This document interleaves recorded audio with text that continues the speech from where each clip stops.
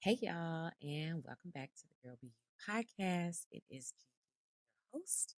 And here at this podcast, we are creating a space for you to be your most authentic self in a world that is full of chaos. And baby, we know that the world is what? Chaotic.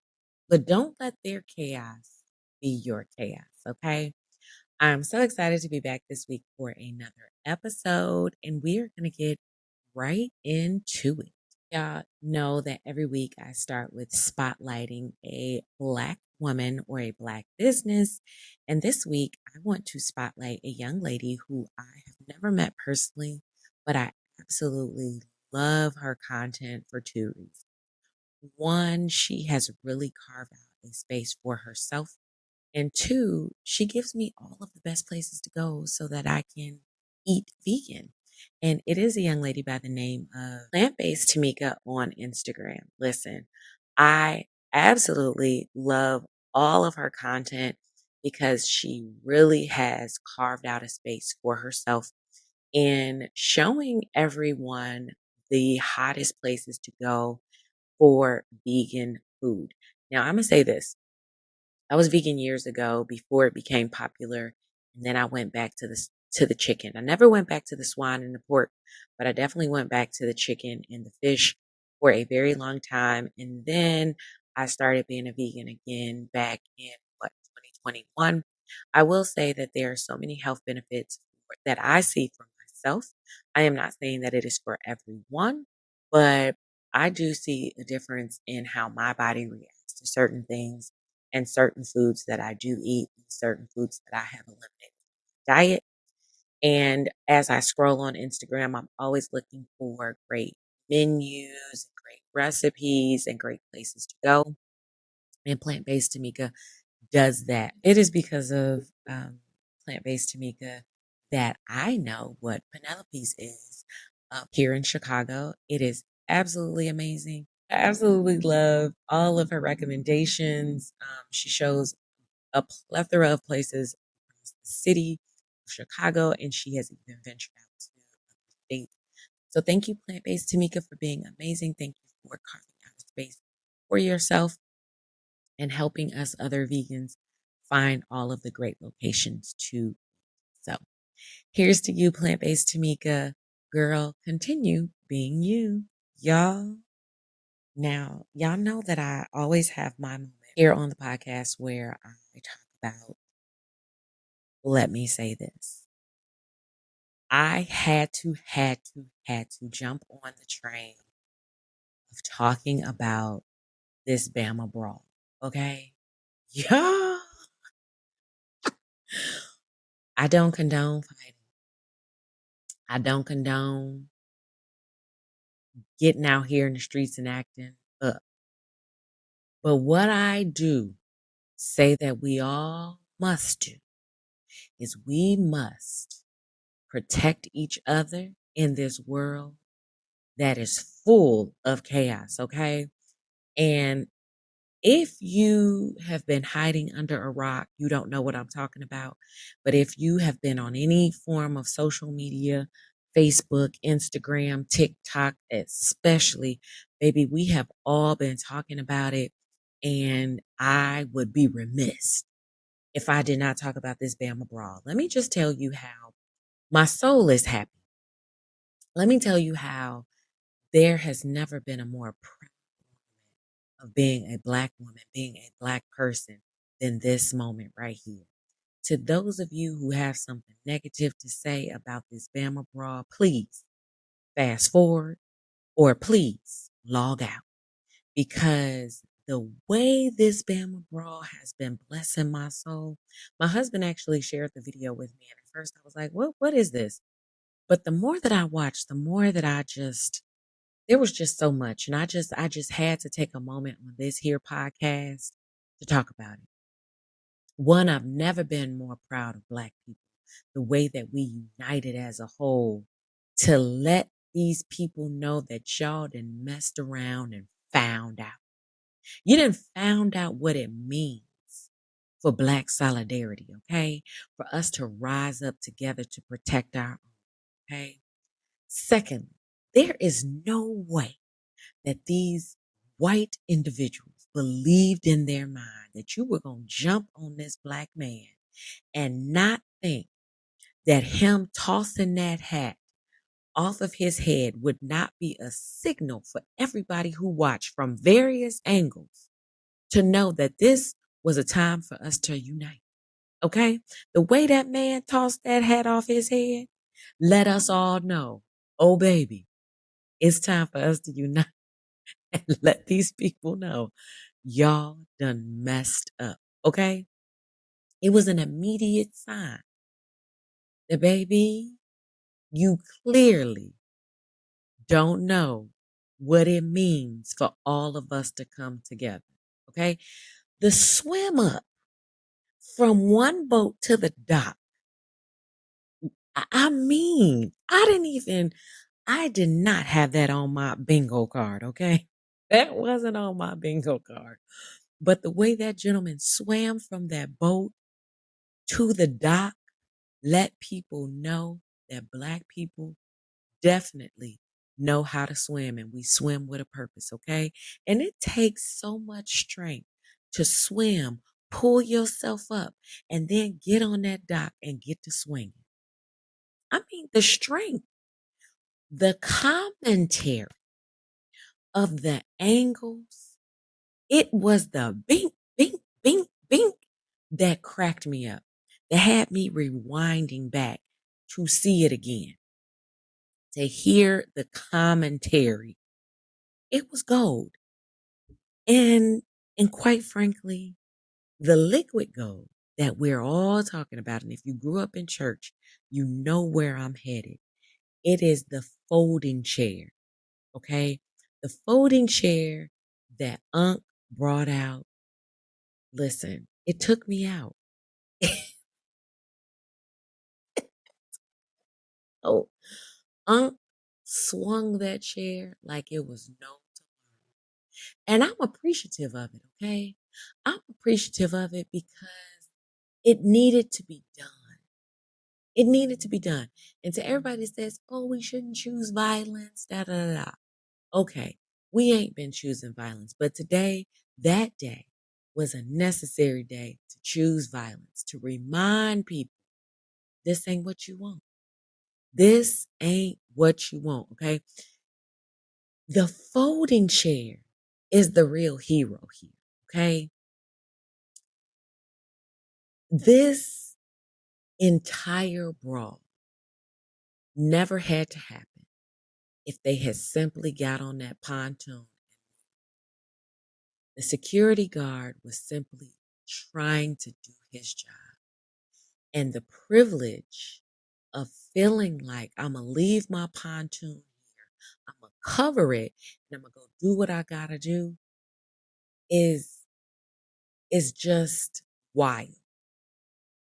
But everybody on that dock who looks like me, who could potentially be my cousin, who could potentially be my uncle, they taught these individuals something that day.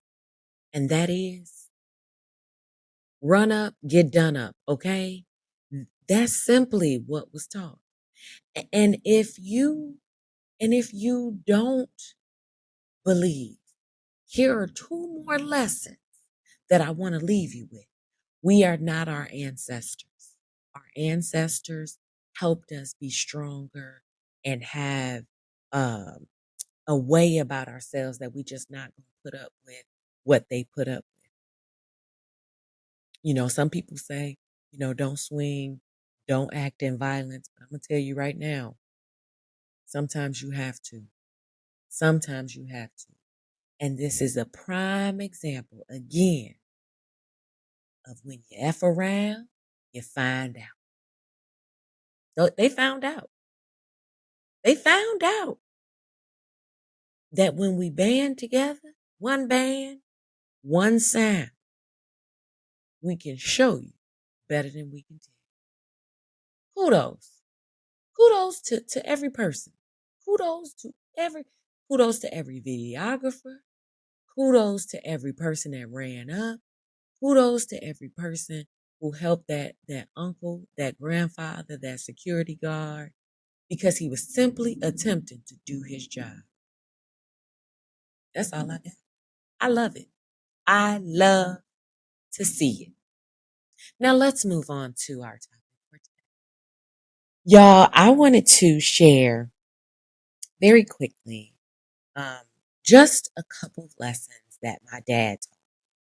And the beauty of me sharing this, especially these lessons that my father taught me, is if you've been around and you've read the blog, you know that my father and I are very much alike. If you've seen any of our posts on Facebook, if you join the Patreon, you will see more of our behind the scenes and conversations that we are setting up to have, because I think that it's important for people to understand that our relationships with our parents are not perfect. It is a evolving thing, but also understanding that there is a beauty in healing relationships, right? My father and I had a very, very tumultuous relationship much of my teenage years, into college years, and post college. And it wasn't until like recently that I just learned to accept my father as being right, not to accept bad behavior, because we both kind of hold each other accountable when we have like outbursts, right? These outbursts of just trying to, find our way. And we're always trying to find our way. We as people are always evolving. But the beauty that I love about me and my dad's relationship is that we're so much alike. But in my adulthood, I have learned to not hold him hostage to decisions that he made with the best that he had, right? We did a interview for the 30th year of him being a pastor. And that interview was so freeing because I realized that at 33, my father literally had an entire family. He had a church that he had started from the ground up, and he was finding his way. Me, myself, at 33, I had none of those things. And so I had to learn that both my parents and my father, especially, they're human. And that interview especially taught me how to give my father grace, but also learn that he's a person. He's my father, but he's also a person. And he has his own challenges. He has his own things that he's living through and trying to navigate through. And so I wanted to share this podcast because my father I always felt like he was he was always giving me a sermon. And I was like, I don't want no sermon. I don't need no sermon. I need you as my father. But what I also learned is that he was giving me something that was timeless, and that was his wisdom and the advice of a life that he had lived, and these bumps and valleys that he had been through. And he gave that to me and my siblings as a way for us to use in our lives, because that's what he had. And I realized that those things, that those colloquialisms and those things, those words of advice and those words of wisdom, they always made sense later. They literally made sense later. So my brothers and I and my sister and I, we always kind of go back and be like, we really hated when Daddy said that, but he was right. And so in this podcast, I wanted to share with you all just 5 lessons that he gave me. And you can check out the blog in detail as I share more about how these lessons kind of help me in my life and just everyday living. But the first one was that he would always say, people don't have to be nice. People do not have to be nice to you. And we really need to understand that when people make a decision to be nice to you, you should really look at that as an honor and a privilege, right? Because people can choose to be very nasty to us. They can choose to have they can choose to have horrible interactions. But when people are choosing to be polite, to be kind, to be nice, we should take that as a privilege because people really don't have to be nice. I have so many moments when I think about when people were just nice, when people gave me a discount at the store that I really didn't deserve or they didn't have to give me. But the fact that they gave it to me, it always made me think about my father saying, people don't have to be nice. And regardless of how people choose to show up, always say thank you because thank you goes so right. And we don't even think about, especially now. I think after the pandemic, we really have entered an era where people are just, they're just very, very selfish. And that sense of being kind and being nice, it really is few and far between. So when people choose to do that, that is really rare. And we should really look at it as a privilege and be thankful for that. And get and extend that same thing to people, right? We don't always have to be nice because some people just aren't nice. But when people are nice, it's nice. My father always used to say, the fastest place to any place is a straight line. And I was like, no, it's not because it's always a shortcut. I'm like, it's always a shortcut. And so I would always use this advice, like when it came to driving.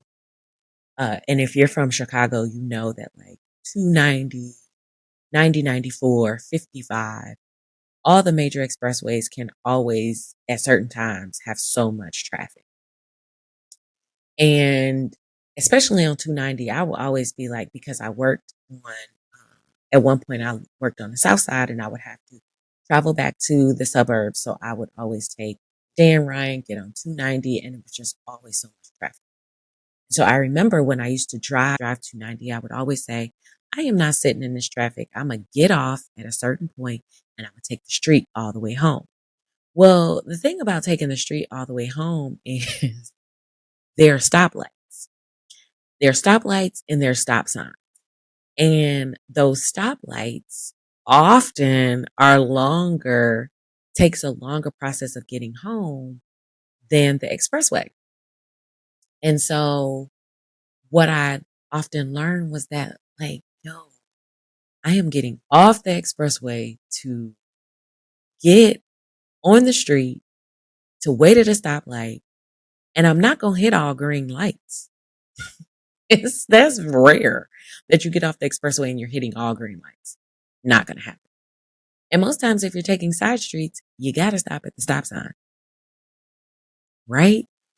And so I would always be like, no, it's always quicker. And what I realized is that it's not quicker. It's actually taking longer for me to get home. Not only did I, over the years, apply that to driving, but I also applied it to my life. The fastest place to any place is a straight line. When you decide to take a shortcut, try to cheat the system, oh, I'm a cheat. Oh, I ain't gonna do it this way because it's a faster way to do it. If I cut corners, then I'll get there quicker. Let me tell you something. Cutting a corner don't help you get there quick. Most times when you're cutting a corner and trying to cheat the system, you're gonna have to do it over, babes. That's just how it works. I have seen this with so many people, like interactions that I've had with people, like people I went to school with, and this new age idea of being scammers. Baby, this scamming life, it ain't for me. Some people can do it. For me in my house, I'm not scamming. I'm not playing with the government. You can have it. If that's the shortcut that you want to have, by all means, babes, have at it. As for me in my house, it's going to be heavy on the absolutely not. I'm just not doing it because some kind of how the shortcut is going to have you behind. The fastest place to any place is a straight line. Yes, It may look like it's taking you longer. Yes, you may be sitting in traffic, but my boy, you're not gonna come across an issue with sitting in traffic. Yeah, I get it. But the reality is getting off the expressway to hit the lights and hit the stop sign is not gonna get you there. Neither is scamming, neither is trying to cheat the system. Listen, Glenn said it best. That's my daddy. The fastest place to any place is a straight line. And while we're talking about building, the next point is slow, solid, fast, fragile. When I tell y'all my daddy said this so much growing up, I would be like, yo, say it again. I promise you I'm going to fight you. But then once you really realize it, and when you think about it, like when you sit and think about it, anything that is worth building is going to take time. Slow, solid. You take your time, it's going to be solid. I think about my own progress. I think about how when I started Girl Be You, I was working a full time job. It just started as an idea. And I was like, yo, this is crazy. I have watched people, blow up overnight. I've seen them do these things. They have these different things. They have these luncheons. They have these events. They have all these girls, all these people at their event. 2 years later, it's null and void.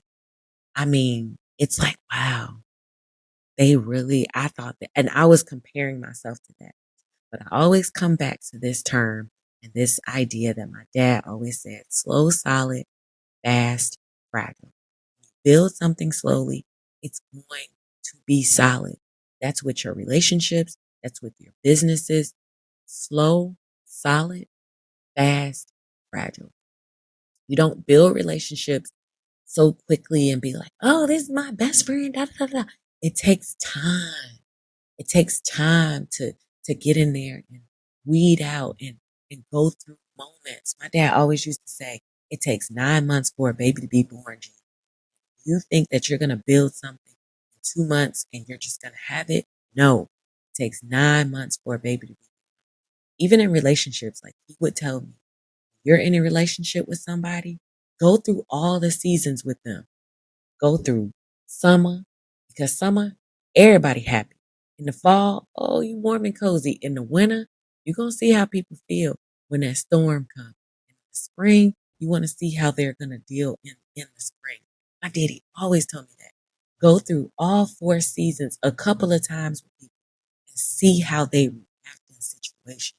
See how people act when they got money, when they don't got money, when they flying high, when they hit rock bottom. See how they act. Slow, solid, fast, fragile. Take your time to build what you want to see. You don't have to rush. You ain't this your thing. This is your process. This is your speed, your lane. Stay in your lane. Do what you're supposed to do. Which moves me to my next point. Love people and use things.